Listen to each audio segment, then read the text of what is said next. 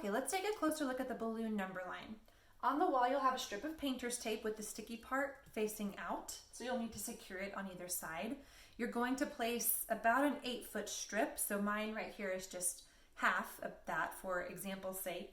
But for each grade level, you're going to have a start and an end number, and the numbers are going to be on balloons. So here I have the number 1.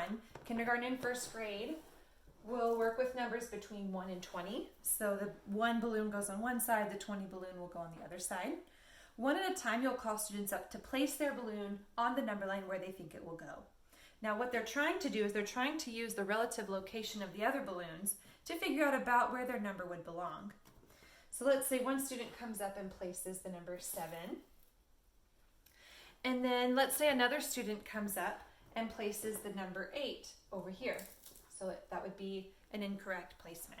If that happens, don't step in and tell the student that they're wrong. Give the opportunity for students to share whether they agree or disagree with that student's placement.